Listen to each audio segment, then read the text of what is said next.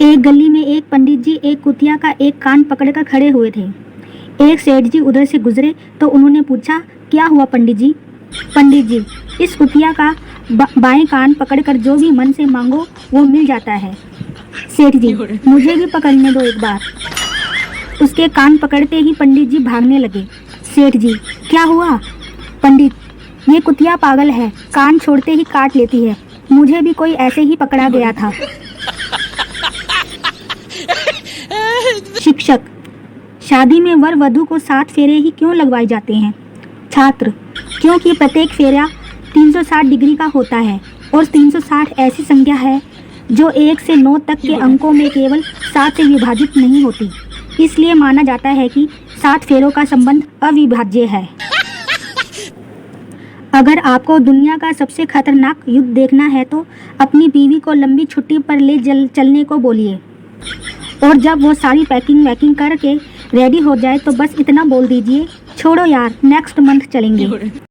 I am sorry, बाबू। यह stunt खूब सोच समझ कर करना फ्रेंड्स, किसी प्रकार की क्षति के लिए मैं जिम्मेदार नहीं हूँ। बेचारे मर्द, जन्म लेते हैं तो बधाइयाँ माँ को मिलती है, शादी होती है तो तारीफ और उपहार दुल्हन को मिलते हैं, और जब मर जाते हैं तो बीमा की रकम बीवी ले जाती है। हद तो तब हो गई जब एक आदमी ने 100 बार रक्तदान करके रिकॉर्ड बनाया, मगर ब्लड बैंक वालों ने यह कहते हुए उसकी पत्नी को पुरस्कार दिया, धन्यवाद मैडम जी, आपने नहीं पिया तभी तो हमने लिया। ओ भाई, मारो मुझे, मारो मारो मुझे, मारो मारो, नहीं ये मजाक हो रहा है, एक सेकंड। महिलाओं को कोई नहीं समझ सकता। एक तो वो सोचती हैं कि पतली रहूं और फिर सोचती हैं अपने पति पर भारी भी रहूं। ऐसे कैसे चलेगा? पति, डॉक्टर ने फीकी चाय पीने को कहा है। पत्नी, अलग अलग चाय नहीं बनाऊंगी, लड्डू खाकर पी लेना, फीकी लगेगी। एक आदमी मेडिकल स्टोर पर गया, जहर दे दो भाई। दुकानदार, बिना पर्ची के नहीं मिल सकता। आदमी ने शादी का कार्ड दिखाया। दुकानदार, बस पगले, रुलाएगा क्या? बड़ी बोतल दूं या छोटी?